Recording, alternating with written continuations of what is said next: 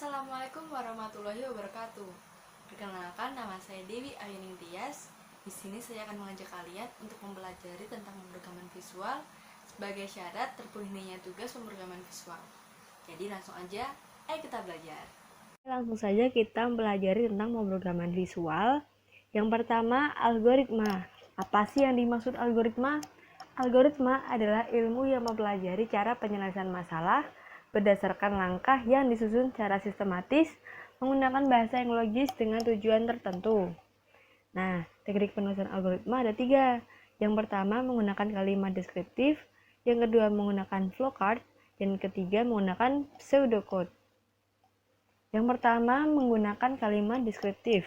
Pada dasarnya, teks algoritma dengan bahasa deskriptif disusun oleh 3 bagian utama, yaitu bagian judul atau header, bagian deklarasi atau kamus, dan bagian deskripsi. Setiap bagian disertai dengan komentar untuk memperjelas maksud teks yang dituliskan. Komentar adalah kalimat yang diapit oleh pasangan tanda kurung kurawal. Contoh algoritma deskriptif menghitung luas segitiga.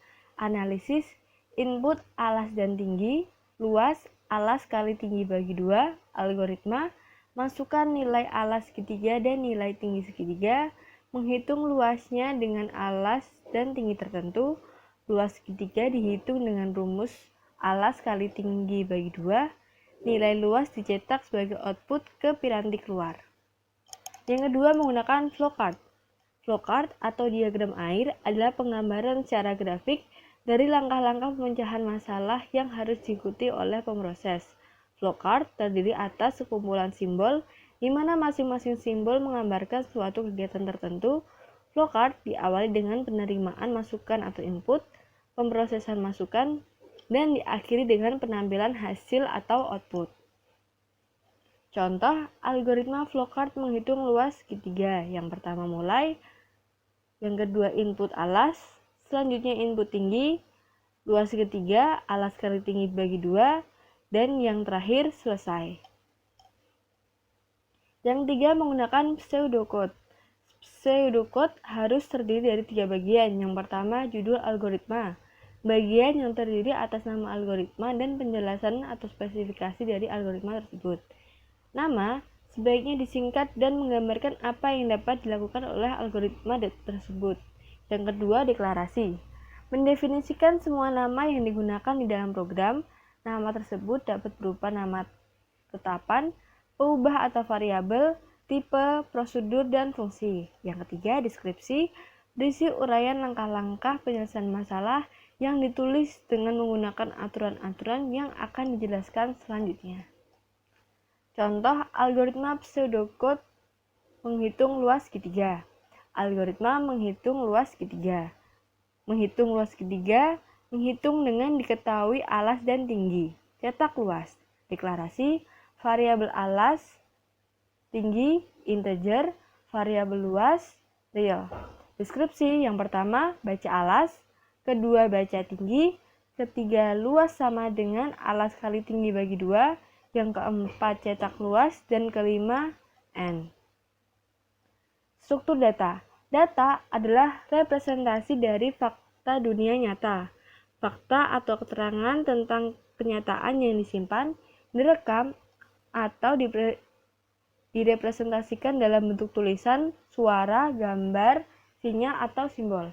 Data merupakan suatu nilai yang bisa dinyatakan dalam bentuk konstanta atau variabel.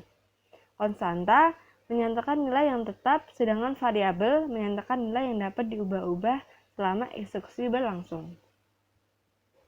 Tipe data. Tipe data adalah pengelompokan data berdasarkan isi dan sifatnya. Jenis data yang dapat diolah oleh komputer untuk memenuhi kebutuhan dalam pemrograman komputer. Macam-macam tipe data. Yang pertama, tipe data dasar, primitive data type. Isi dari tipe data sederhana ini adalah data-data tunggal. Tipe data dasar sudah disediakan oleh program sehingga programmer bisa langsung memakai. Contoh integer, bilangan bulat, float atau double, bilangan real, char, karakter, dan boolean, logika. Tipe data bentukan, composite atau data type. Tipe data bentukan atau tipe data komposit adalah tipe data yang dibentuk dari tipe data dasar dengan maksud mempermudah pekerjaan programmer.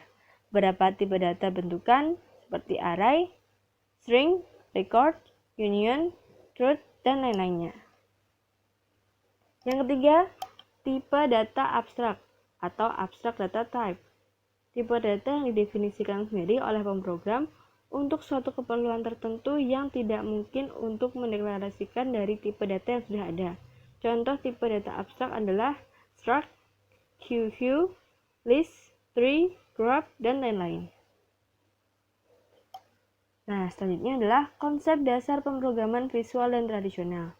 Pemrograman visual adalah metode pembuatan program yang perencanaan antara mukanya dilakukan secara visual dan berbasis GUI, Graphic User Interface, dan terpisah dari penulisan kode-kode programnya. Visual memakai konsep event-driven, kode program tidak mengikuti alur yang ditetapkan awal. Eksekusi program dapat berlainan sesuai dengan event yang diberikan. Urutan event menentukan urutan kode yang dieksekusi, jadi jalur jalan program bisa berbeda dengan untuk setiap program dieksekusi. Modul mengidentifikasi modul. Nama modul adalah deskripsi singkat dari modul tersebut. Identifikasi dari sebuah modul juga memuat angkanya.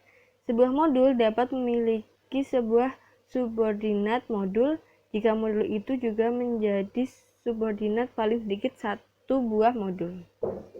Ciri-ciri modularitas memecahkan algoritma ke algoritma yang lebih kecil atau modul yang dibentuk memiliki kesatuan tugas atau fungsi maupun kesatuan proses atau prosedur. Setiap modul harus memiliki single entry dan single exit secara berurutan dari atas ke bawah atau dari awal ke akhir.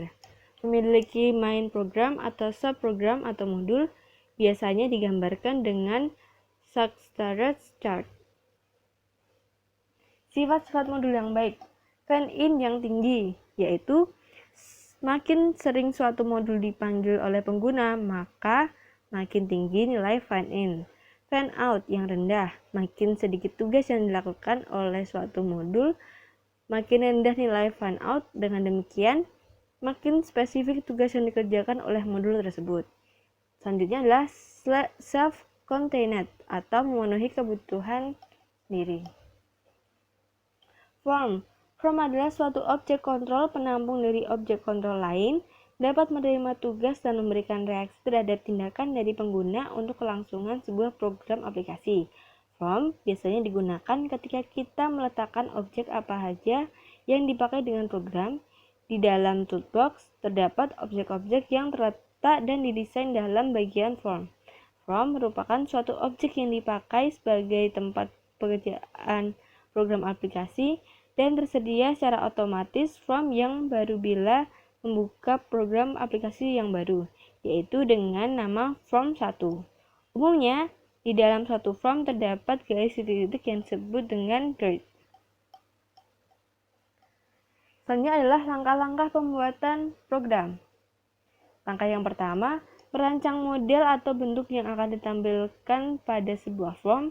Yang kedua, mengatur properties yang digunakan pada objek atau komponen yang digunakan. Yang ketiga, mengisi kode program atau coding melalui event atau method. Yang keempat atau terakhir, menjalankan running atau mengeksekusi untuk melihat hasilnya.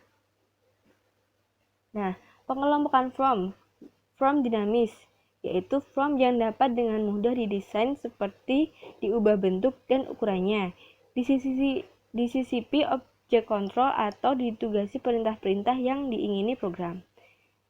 Form statis, yaitu form yang tidak dapat didesain dan hanya dapat dipanggil melalui routine code. Contoh, message box dan input box. Walaupun sebetulnya form ini dapat didesain, tapi pendesainnya tetap saja harus melalui routine code. Property digunakan untuk menentukan setting suatu objek.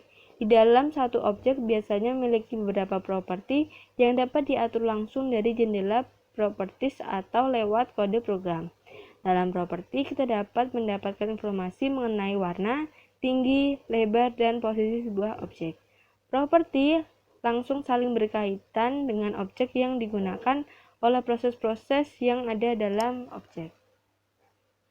Nah, bentuk properti sebagai berikut. File. Suatu file menggunakan suatu atribut dari record yang menunjukkan suatu item dari data seperti nama, alamat, di mana kumpulan dari file membentuk record. Jenis-jenis file. Yang pertama, file name. Wajib diberi nama untuk membedakan file yang satu dengan yang lain. File representation. Jenis file atau karakter, teks, tanggal, angka, dan lain sebagainya. Lebar file, ruang maksimum yang bisa diisi bersama dengan karakter-karakter data. File value, isi yang berdasar dari file untuk tiap-tiap record. Scheme, konsep-konsep atau rencana dalam pemecahan masalah. Tahapan-tahapan dalam scheme yang pertama, analysis the problem. 2. Conceptual design. Yang ketiga, embodiment of science. Yang keempat, detailing. Nah, bagaimana teman-teman? Apakah kalian sudah paham penjelasan saya tadi? Sekian video dari saya. Mohon maaf bila ada kesalahan kata, ucapan, atau yang lainnya. Share video ini ke teman-teman kalian supaya mereka juga bisa mempelajari tentang pemrograman visual. Sekian dari saya. Wassalamualaikum warahmatullahi wabarakatuh.